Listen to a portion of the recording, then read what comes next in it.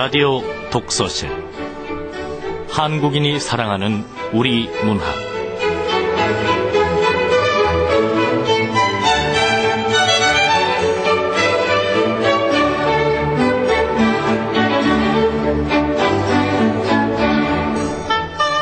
안녕하세요. 아나운서 김경란입니다. 히말라야 이후 고은 슬픔이 아니었습니다. 내 눈을 빼어버리고 다른 눈을 끼워놓고 싶은 시린 날이 있었습니다. 히말라야를 보고 돌아왔습니다. 거기에 무엇과 무엇이 있느냐고 어린아이가 물었습니다. 나도 어린아이의 높은 목소리가 되고 싶었습니다. 고은 시인의 히말라야 이후입니다. 시인이 직접 히말라야 산에 다녀온 후에 발표한 시인데요. 고은 시인이 미국 콘템포러리 아츠 에듀케이셔널 프로젝트가 주관하는 아메리카 어워드 2011년 수상자로 선정이 됐죠. 1994년에 제정된 이 상은 평생 세계문학에 기여한 문인에게 주어지는 공로상이라고 합니다. 한국, 중국, 일본, 아시아 지역에서는 고은 시인이 첫 수상자라고 하죠. 평생 외길을 걸어온 문인에게 주어지는 작은 위안이 되면 좋겠습니다.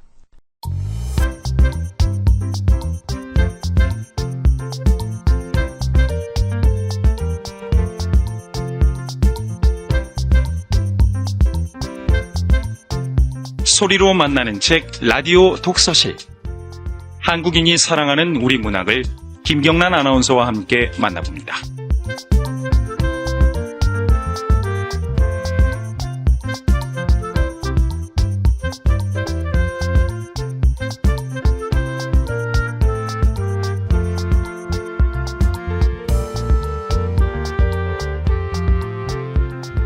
KBS 라디오 독서실 한국인이 사랑하는 우리 문학. 오늘 소개할 작품은 박형서 작가의 자정의 픽션입니다.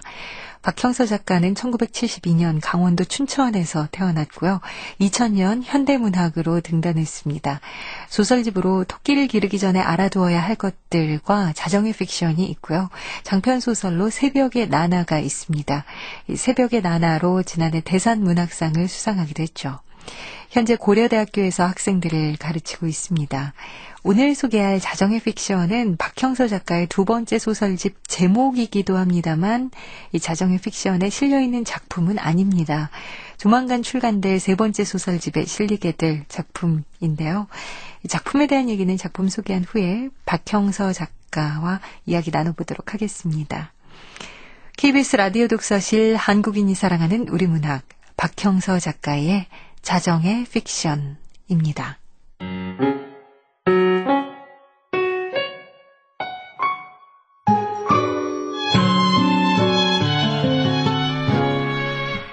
자정의 픽션 박형서.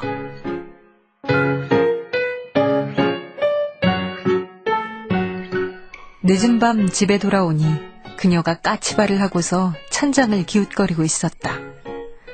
뭘 찾느냐고 묻자 몹시 낙담한 얼굴로 돌아보는 것이었다. 멸치 어딨어? 벌써 한 번 끓이다 말았는지 가스레인지 위에는 김이 오르는 냄비가 보였다.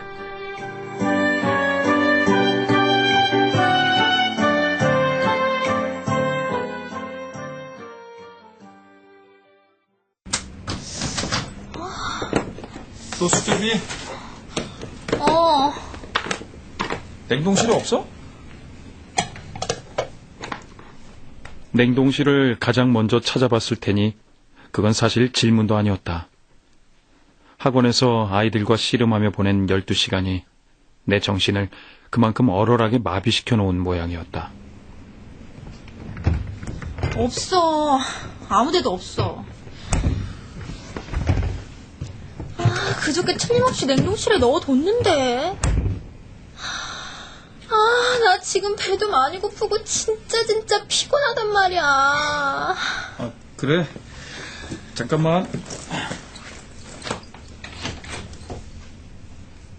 볼멘 목소리를 들으며 나는 방에 들어가 교재로 불룩한 가방을 내려놓았다. 그리고 다시 거실로 나와 함께 멸치를 찾아봤다.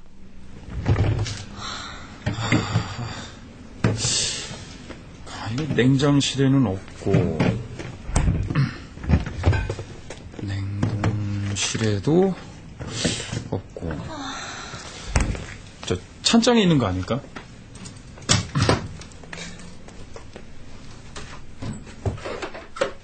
없었다. 냉장실에도 없고 냉동실에도 없었다. 찬장에도 없고 선반에도 없고 몇몇 잡동사니가 놓인 싱크대 한쪽에 달린 조그마한 식탁 위에도 없었다. 그저께 수제비 끓일 때 쓰고 분명히 남았잖아. 기억해. 한 줌 정도 남아있었지. 그 다음에 그 멸치 내가 어디다 놔뒀는지 몰라? 몰라. 그녀는 뚜껑을 짚더니 아직도 김이 올라오는 양은 냄비 위에 쨍그랑 소리를 내며 덮었다. 부엌에 형광등을 끄고 방으로 쑥 들어갔다. 나는 어둠 속에서 잠시 망설이다 화장실로 가 손과 발을 씻었다. 그러면서 생각하기를, 저 애는 온종일 마트에 서 있었을 텐데. 그리고 마트에서는 오늘도 수만 마리의 멸치가 팔려 나갔을 텐데. 정작 제 집에 돌아와선 멸치로 국물 낸 수제비 한 그릇조차 먹지 못한다면? 누구의 잘못이냐.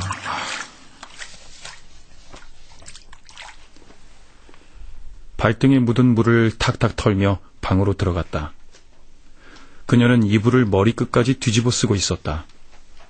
나는 불을 끄고 곁에 누웠다. 그리고 어떻게든 달래볼 요량으로 입을 열었다. 딱히 그러라고 하는 말은 아닌데, 냉장고에 감자 있어.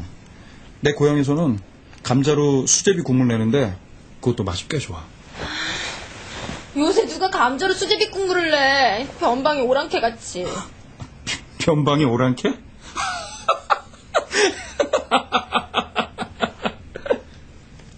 심통이 난 대답에 나는 고개를 위로 젖혀 하하 웃었다. 그리고 우리는 창밖에서 흘러들어와 천장에 희미한 무늬로 남은 가로등 빛을 나란히 바라보았다. 차가 지나갈 때마다 거기에 새로운 무늬가 떠올랐다. 밤이면 보게 되는 마지막 이미지. 예쁘지도 않고 별다를 것도 없는 가난한 흑백 무늬였다. 남루한 이 하루의 끝엔 또 하나의 남루한 하루가 기다리고 있겠지. 게으르게 드러누워 우리가 오길 기다리고 있겠지. 그녀가 생긴 이후 내가 무얼 줄 수 있는 사람인지 때때로 가늠해보는 습관이 들었다. 이처럼 궁상맞은 신세라면 저 물결치는 흑백의 남루함마저 언젠간 날 떠날 게 아닌가.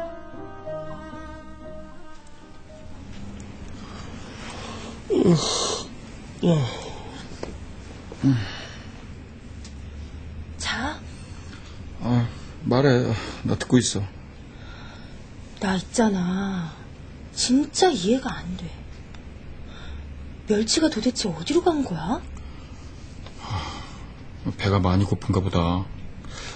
내가 나가서 컵라면이라도 좀 사올까? 아니, 배고픈 건 둘째치고 정말 감쪽같이 사라졌단 말이지. 어떻게 그럴 수가 있어? 분명히 남아 있었잖아. 안 그래? 맞아. 분명히 나와 있었어. 그리고 지금은 감쪽같이 사라졌지. 대체 어디로 갔을까? 난 멸치들이 어디로 갔는지 알고 있어. 멀리서 소형 트럭의 엔진 소리가 들려왔고 천장에 음향의 얼룩이 생겼다 고요히 사라졌다. 난 그녀의 손등을 톡톡 건드렸다. 마주한 그녀의 머리카락에서 희미하게 샴푸 냄새가 났다. 밀려오는 졸음을 쫓으며 입을 열었다. 우선 너는 트리오핀이라는 짐승에 대해서 알아야 돼. 트리오핀? 꿈을 먹는 짐승이야. 중국에서는 맥이라고도 하지만은 사실 둘은 전혀 달라. 생김새는 멧돼지하고 비슷하고 허리춤엔 판문점도 열어 젖힐 수 있는 만능 열쇠를 차고 다녀. 저녁 9시부터 새벽 1시까지가 주로 활동하는 시간대인데 만능 열쇠를 이용해서 귀신같이 들어와가지고 사람들의 꿈을 집어먹곤 하지. 나도 본 적 있어. 내가 일하는 마트에 여자 화장실이었던 것 같아. 이상한 기척을 느끼고서는 돌아보니까 청소자재 보관함 곁에 쭈그리고 앉아서 내 예쁜 뒤태를 훔쳐보고 있지 뭐야. 아, 정말. 그 녀석 정말 알아줘야 된다니까. 슬픈 자웅동체 주제에 이런저런 변태짓 하다 들킨 게 한두 번이 아니라니까. 아무튼 트리오핀은 주로 악몽을 먹는데 이거 워낙에 개걸스러운 녀석이라 행복한 꿈을 먹어치울 때도 있어.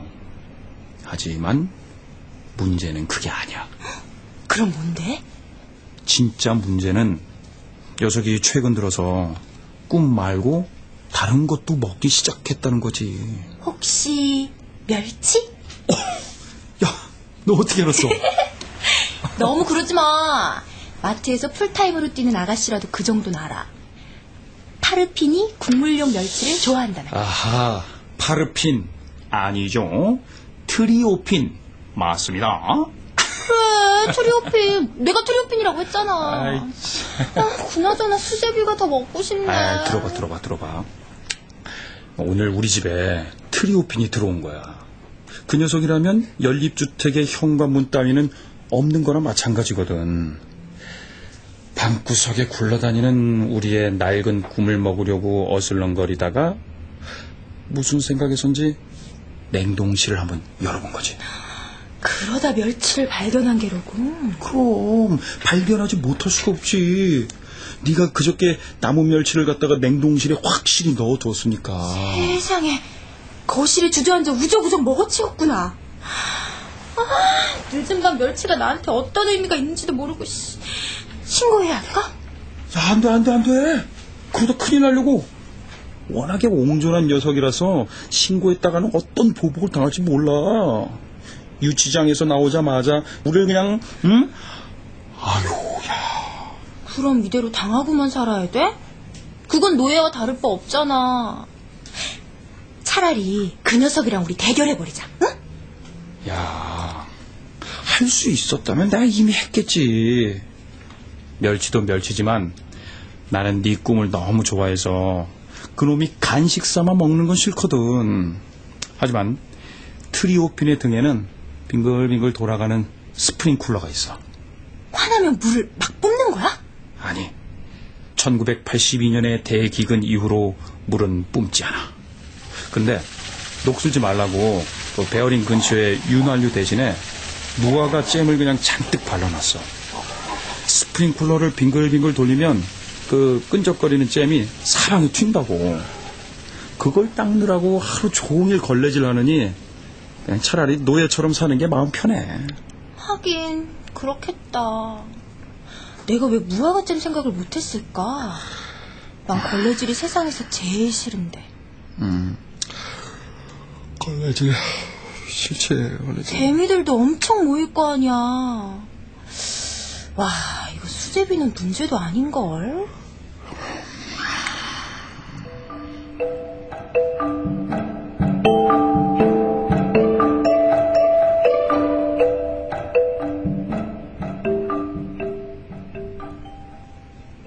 트리오핀이 아니야.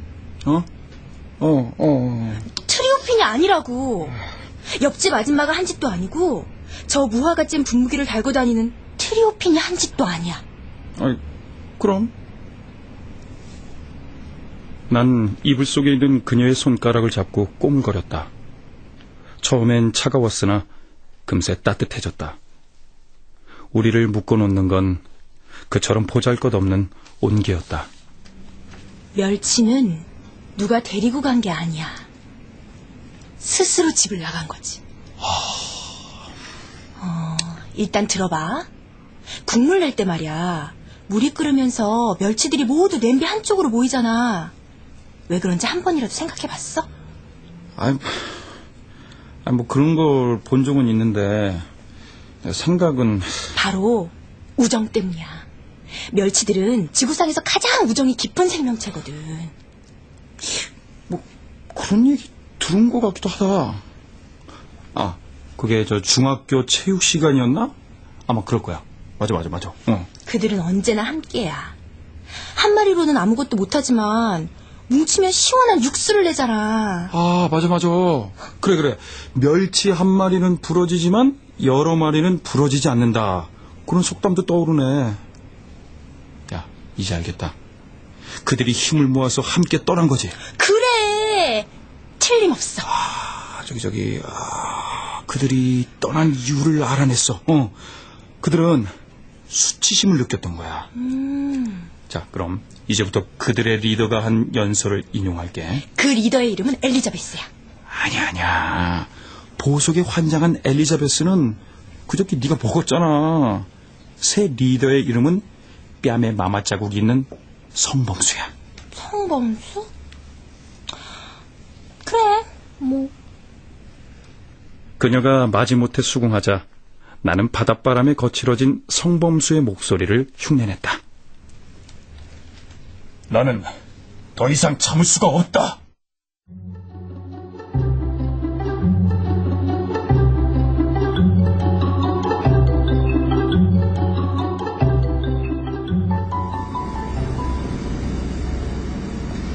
나는 더 이상 참을 수가 없다.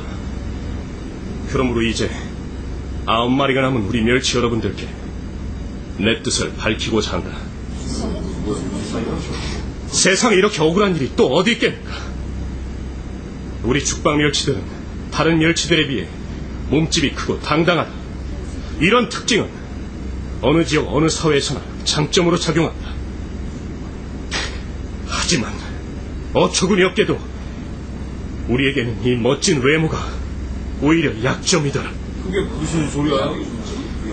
사실을 말하자면 이렇다. 우리들 죽방 멸치는 다른 멸치들과 요리법에서 차이가 난다.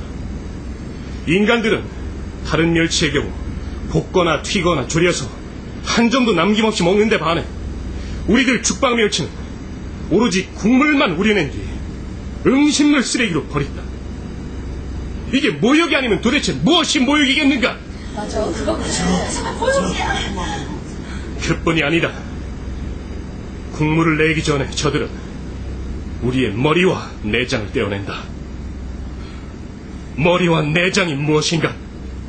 지성과 영혼이 담긴 그릇이다. 그 신성한 부위가 살점과 척추만도 못한 취급을 당하고 있어. 우린 더 이상 이러한 푸대접을 참아서는 안 된다. 아니 그렇지만 머리와 내장을 함께 넣으면 육수가 탁해져 버리지. 이곳 냉동실이 어두워 얼굴은 보이지 않는다만 찐득한 비음을 듣자 하니 넌 기장 부근에서 살다 우성호 그물에 걸려 비명 행사한 황기택이로구나. 에? 어떻게 알았지? 황기택은 비린내 풍기지 말고 그 고약한 입 좀 다물어 주길 부탁한다. 내 말의 요지는 여기서 그런 부당한 대우를 받으며 체념과 묵상으로 도망칠 바에야 어떻게든 힘을 합쳐 고향 남해로 돌아가자는 것이다.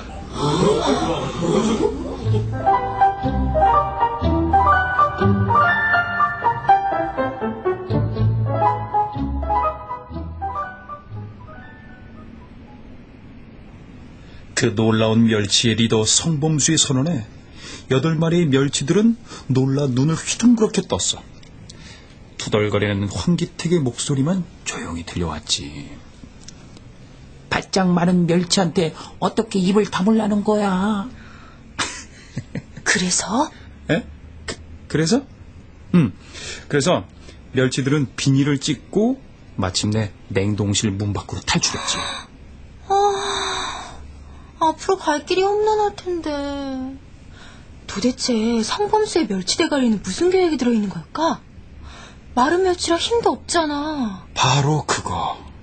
마른 멸치라는 게 성범수의 첫 번째 목표와 관련이 있었어. 고장이 나서 물방울이 똑똑 떨어지는 싱크대의 수도꼭지. 설마... 제법 똑똑한 멸치였네. 그 물방울을 통해 몸을 부풀린 거야? 저 은빛 나는 남의 멸치로 생기발랄하게 거듭나려고? 빙고! 그게 바로 성범수가 그의 동료들을 인솔해 극복한 첫 번째 난제였지. 마른 멸치가 물을 만나니까 물찬 멸치가 된 거야. 그리고 멸치들은 냉동실에 들어있을 때보다 훨씬 강력한 힘을 갖게 된 거지.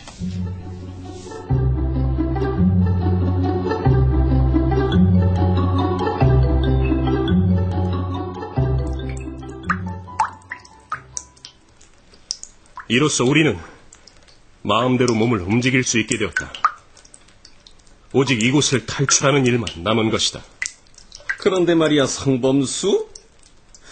여기가 남해와는 한참 떨어진 내륙의 연립주택 5층이란 건 알고 있겠지? 완도 해역에서 오수를 즐기다 졸지의 비명 행사한 나 장제일. 내가 생각하기에 당신 황기택은 도대체가 마음에 안 들어. 왜 그러시나? 내가 뭐 어쨌다고? 그렇게 계속 깐죽거려서 뭘 어쩌자는 거야? 다른 좋은 생각이라도 있다면 배운 게 없고 매사에 과격한 나 장제일에게 한번 말해보든가. 그래, 네 목소리 크다.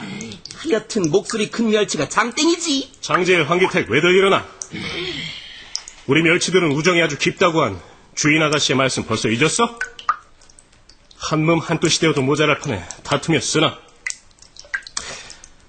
자, 마침 내게 좋은 생각이 있으니 일단 한번 들어들 보게.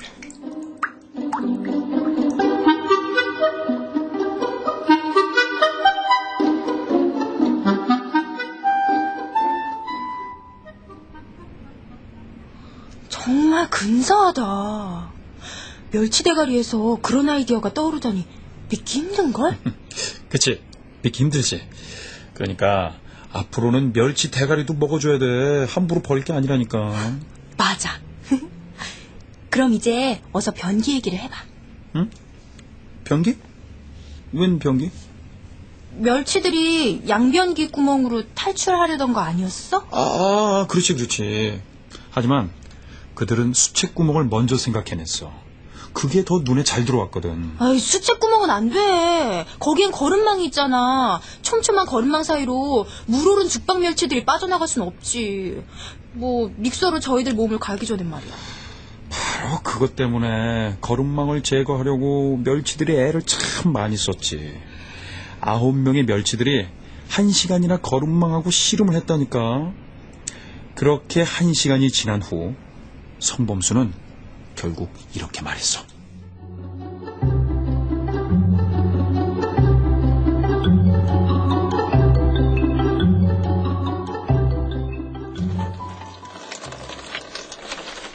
친구들이요, 내가 지금 살짝 보니까 이 거름망은 알루미늄 재질의 회전 나사로 바닥에 단단히 고정되어 있다.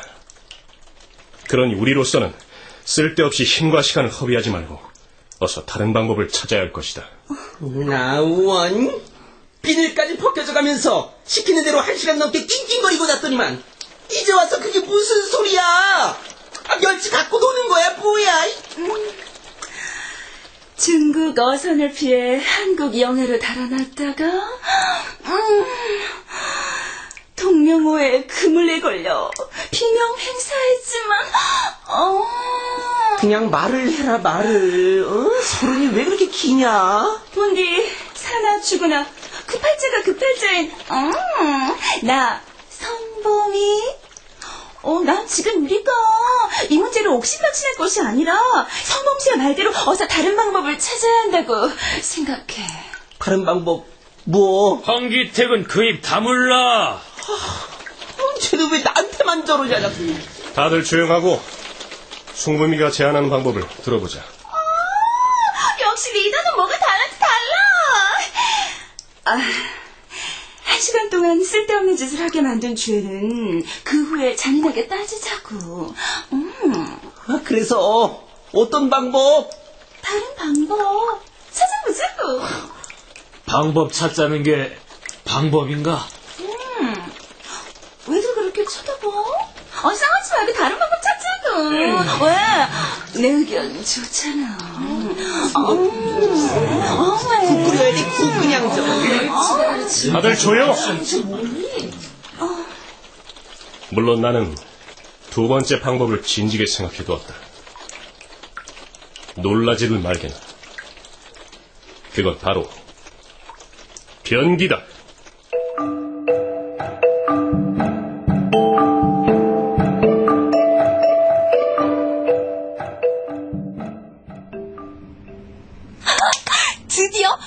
드디어 그 방법을 찾아냈구나. 그래. 성범수는 확실히 리더 자격이 있는 멸치였어. 그리하여 모두들 변기 아래에 한 줄로 쫙 늘어서서는 팔짝팔짝 튀어서 변기 안으로 들어갔지.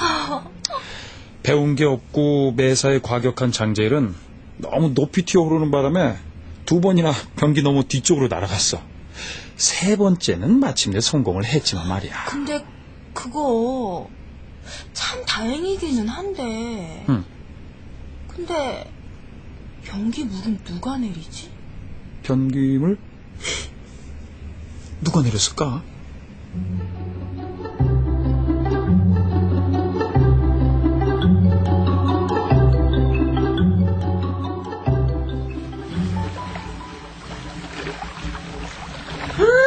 참, 이 힘들게 변기 안으로 다 들어왔는데 이게 뭐야? 누가 대변을 볼 때까지 여기서 기다리자는 거야? 저런 작전을 믿고 여기까지 따라온 내가 정말 한심하네, 한심해. 방법이 있을 거야. 어떻게든 들키지 않고 빠져나갈 방법이. 우리 다 함께 멸치 대가리를 맞대보자. 멸치 대가리 맞댄다고 저 레버가 당겨져? 저 레버가 얼마나 무거운데?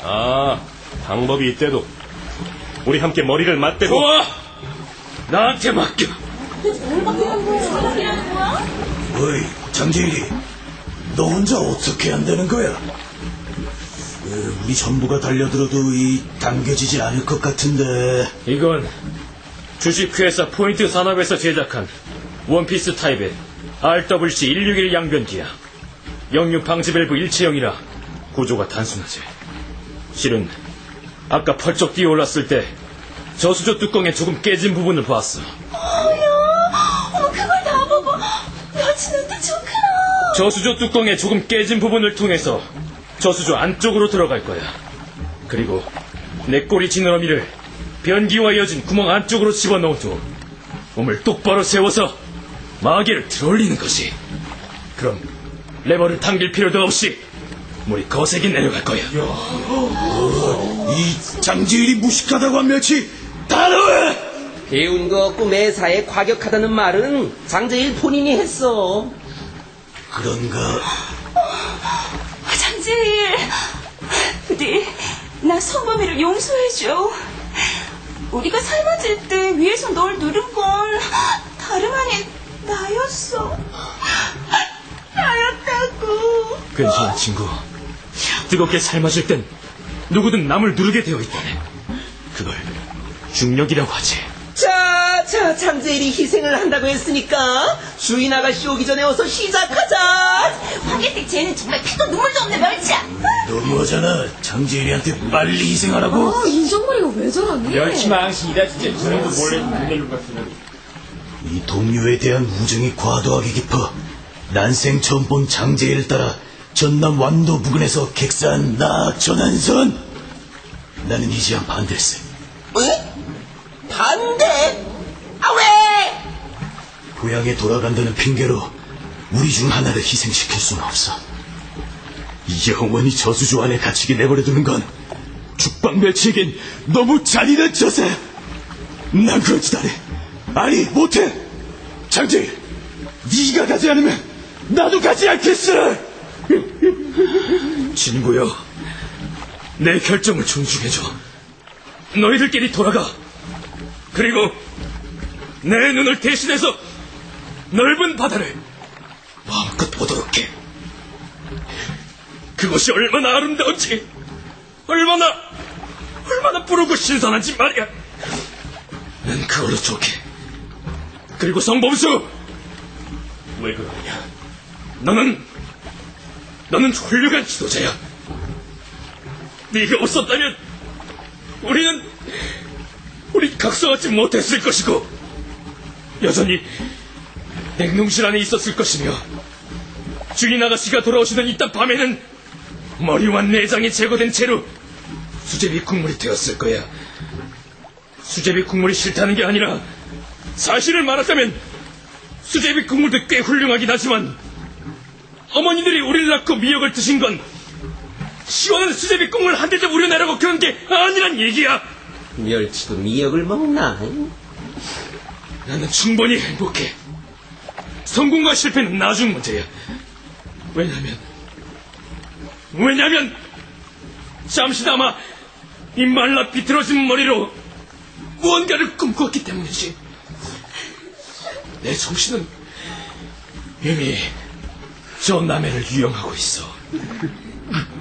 그런 벅찬 기억은 육신이 갯벌로 돌아가더라도 결코 사라지지 않아.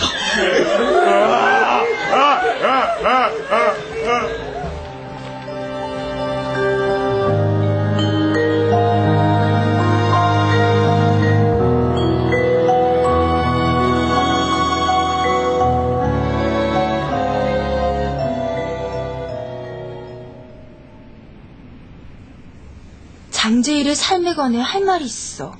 응? 장제일? 아니, 꼭 해야겠어. 제일이는 정말 괜찮은 멸치야. 그가 어떤 유년을 보내는지 알게 된다면 누구나 그렇게 생각할 테지. 그가 태어나던 달에 부모는 해나무의 그물에 잡혀버렸대. 장제일은 그물에 걸린 부모가 발버둥 치는 모습을 보고야 말았지. 졸지에 고아가 된 장제일은 외조부 밑에서 길러졌어. 그 외조부는 환경 호르몬의 영향으로 척추가 좀 휘었는데 뭐더라, 꽃게처럼 대륙붕 바닥만 훑고 다닌 거야. 장제일은 그런 외조부의 모습을 보면서 뭐더라, 꼴뚜기가 마른 멸치 속에 끼어있어서 오징어가 뭐더라. 그만해. 지금 무슨 소리 하는 거야? 미안해. 살짝 졸았거든. 어서 나머지 얘기나 해줘. 멸치들의 장엄한 최후가 궁금해.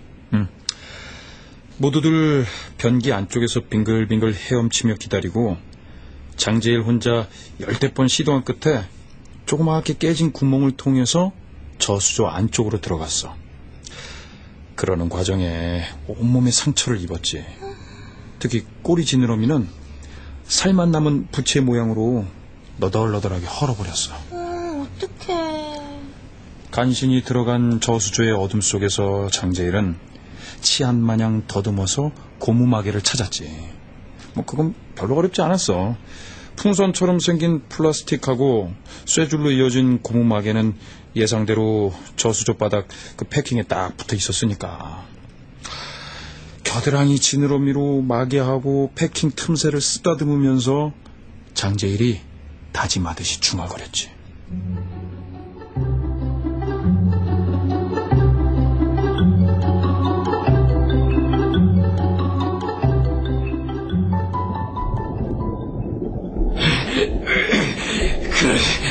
그래, 여기다. 여기가 바로 내가 죽을 곳이야.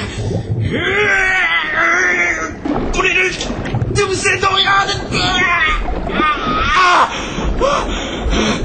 꼬리에 상처 때문에 잘 안 되네. 그래도 마개를 들어올리려면 더 깊숙이 쪼아놔야 돼.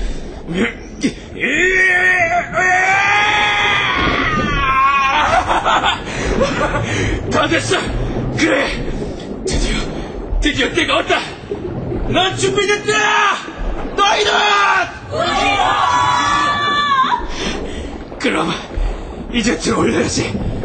내게 남은 힘으로는 단 한 번이 고작 제때 물살을 타고 내려가지 않으면 끝장이다. 마지막 힘을 다했어. 불화를 못 부려 몸을 바로 세워야지.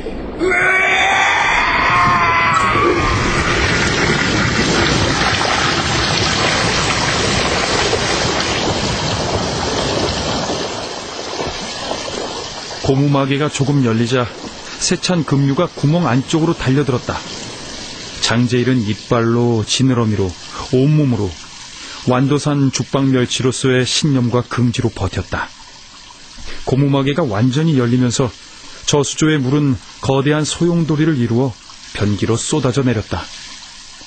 하나, 둘, 그리고 셋, 멸치들이 쓸려갔다. 넷, 다섯, 그리고 여섯, 거의 다 쓸려갔다. 바로 그때 동료들을 먼저 보내느라 뒤에 남아있던 성범수와 전한선의 눈이 휘둥그레졌다. 동시에 무언가를 발견한 것이었다. 변기로 흘러드는 물살이 너무 강해. 이 정도라면 저수조와 변기로 있는 통로가 충분히 넓다는 뜻이다. 야, 장제일! 이놈 제일아, 너도 함께 갈 수 있어. 어서 구멍 안으로 뛰어들어! 안 돼! 아직 충분히 물이 내려가지 않았어! 너희들 멀리 보낼 만큼 더 흘러야 해! 그게 내 임무고 자부심이야! 임마, 네 자부심은 양변기가 아니라 푸른 바다에서 비롯된 거야. 모두들 이미 저 안에 있어. 너만 뛰어들면 돼! 나 늦었어! 벌써 물살이 약해지고 있잖아! 너희들끼리 가! 오늘 나를 더 아프게 하지 마! 이놈 제일아! 아직 늦지 않았으니 지금 당장 내려와! 네가 가지 않으면 우리도 가지 않는다. 동료에 대한 우정이 과도하게 깊어 난생 처음 본 친구를 따라 전남 완도 부근에서 객사한 과거로 미루어 보아 전한선은 한다면 하는 멸치였다. 그렇다면 다른 도리가 없었다. 꾸물거릴 시간도 없었다. 동료들이 변기 안쪽에서 지느러미 동동 구르며 기다리는 가운데 이놈 제일은 체념하듯 몸에서 힘을 뺐다. 그러자 허리가 반으로 접히면서 구멍 안쪽으로 휙 빨려 들어갔다.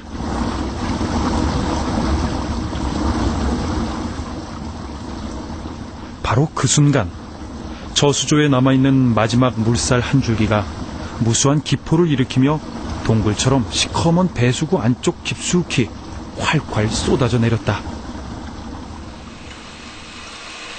잠시 후 물이 꼬르륵 소리를 내며 다시 차올랐을 때 양변기 안에는 성범수도 전한선도 그리고 장제일도 없었다. 걸러지고 소독된 밍밍한 수돗물 외에는 아무것도 없었다.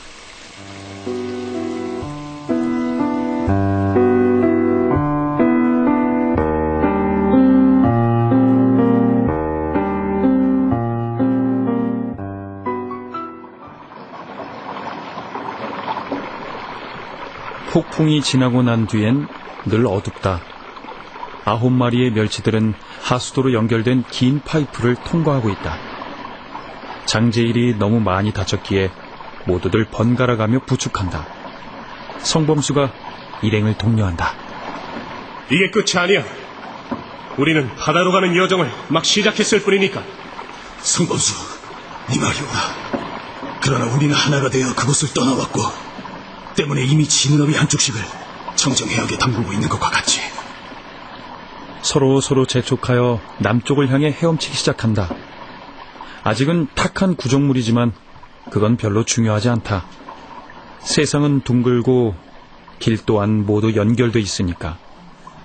그리하여 그 길의 끝 어딘가에는 청명한 파도가 햇빛을 받으며 보란듯 부서지고 있을 테니까. 아가미 사이로 신음을 흘리던 장제일이 말한다. 내가 해낸 건가? 최고였어.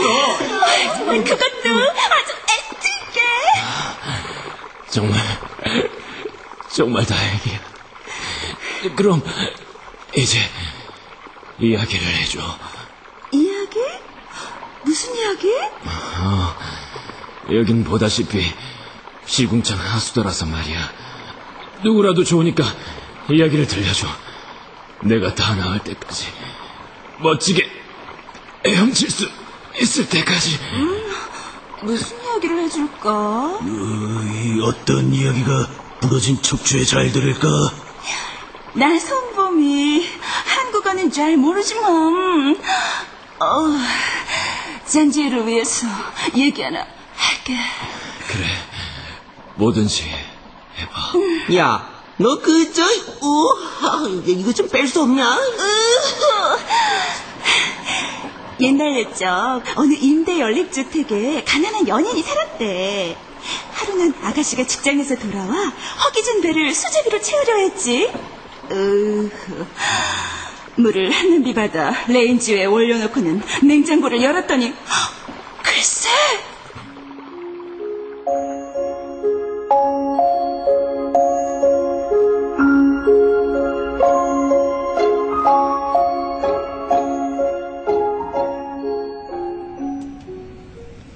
냉장고를 열었더니 글쎄.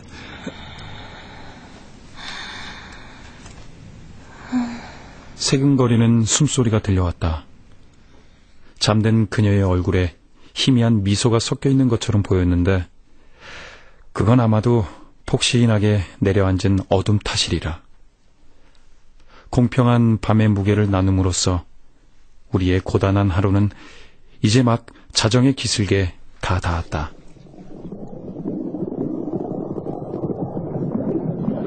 부드럽게 물결치는 정적, 그 모든 평화로운 조합이 만들어낸 안식 속으로 나란히 헤엄칠 일만 남았다.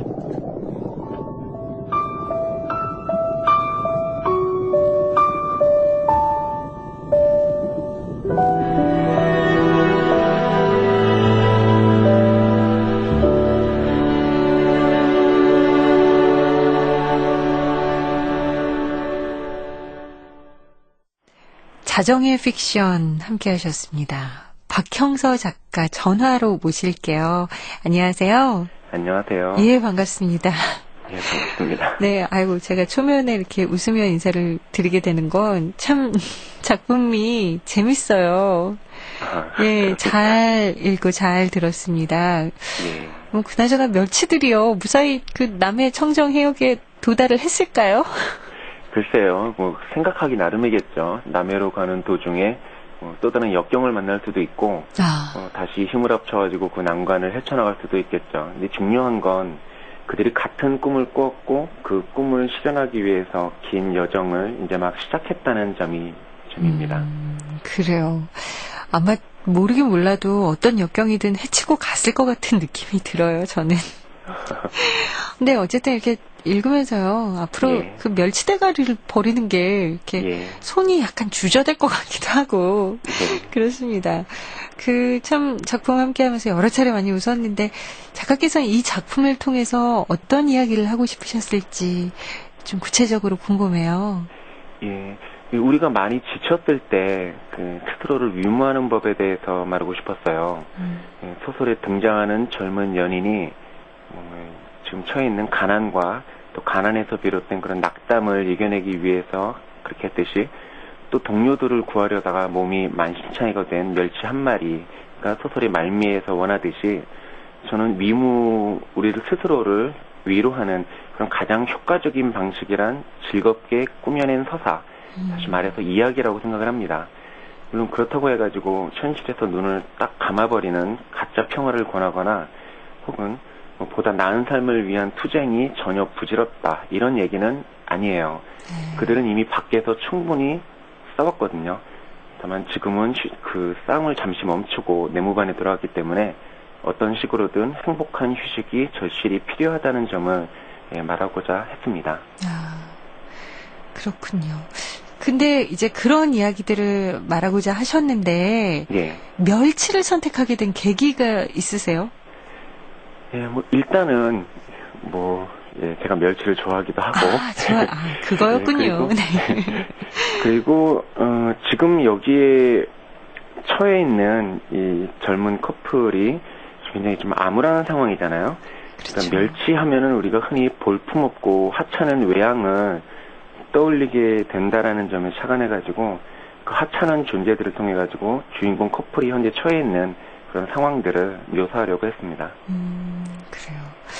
그 처음 쓰신 장편이 새벽의 나나예요. 예. 근데 지난해에 대산문학상을 수상하셨습니다. 예. 아유, 뭐 뒤늦게나마 축하드리고요. 네. 기분이 어떠셨어요 그때? 예, 물어봐 주셔서 참 고맙네요. 예, 제가 등단한 지 한 횟수로 작년이 이제 10년째 되는 해였거든요. 그래서 그 10년째 되는 해에 받은 상이라서 혹시 기쁘고 굉장히 떨렸어요. 근데 이 대산문학상의 기수상 작가 목록은 그야말로 굉장합니다. 그래서 제가 그 말미에 이름을 올리게 돼서 자랑스러우면서도 또 한편으로는 좀 겁나고 난처하기도 합니다. 앞으로 또 더 좋은 작품 기대하게 됩니다. 그러니까 앞으로 더욱더 또 저희에게 기쁨과 감동과 여러 가지 메시지를 또 주시는 그런 작품들 기대하고 있을게요. 네. 작품 구상은 그래도 이렇게 뭐 부지런히 하실 거라고 생각이 드는데 어떤 예. 작품 구상 중이세요? 당장 뭐 한 다음 달 말까지 내야 한 소설인데 이거는 표절에 관한 얘기입니다. 아, 표절이요? 예. 그리고 내년부터는 다시 이제 좀 단편을 잠시 중단하고 장편 소설에 들어갈 계획인데, 뭐 지금 두세 개의 이야기 중에서 저울질을 하는 중이기 때문에 어떤 내용이 될지는 말씀드리기가 좀 어렵겠네요. 그래요. 사실 오늘 직접 뵙고 이야기 나누고 싶었거든요. 아, 예, 저도 참 뵙고 싶었습니다. 예, 정말 아쉽고요. 뭐 바쁘시니까 저희가 멀리서나마 응원하겠습니다. 다음에는 스튜디오에서 꼭 뵀으면 좋겠습니다. 예, 알겠습니다. 네, 오늘 고맙습니다. 예, 고맙습니다. 네, 지금까지 자정의 픽션 박형서 작가와 함께했습니다. 자정이라는 시간은 그러니까 자정 한가운데 밤 12시를 말하죠. 박형서 작가의 소설집 말미에도 자정이라는 단어에 대한 정의가 나옵니다. 내가 생각하는 자정이란 가라타니 고진이 그리워하는 요란했던 근대 이후의 시간이다. 동시에 자정은 사람들이 저마다의 얕은 꿈을 꾸거나 혹은 잠을 이루지 못해 고단하게 중얼거리는 시간이다. 어느 쪽이든 아침은 바로 거기에서 시작된다고 믿는다. 그리고 이 작가는 자정을 아침의 시작이라고 정의하고 있습니다. 어둠이 깊을수록 아침은 멀지 않았다. 뭐 이런 의미도 있겠죠. 혹시 지금의 삶이 꿈이 어둠의 한가운데를 지나고 있다면 머지않아서 아침이 올 거라는 거 꼭 기억하시면 좋겠습니다. KBS 라디오 독서실 지금까지 박형서 작가의 자정의 픽션 편이었습니다. 음악 강진호, 효과 안익수, 윤미원, 김기평, 기술 이흥규, 극본 서현희, 제작 서승표, 진행의 아나운서 김경란이었습니다.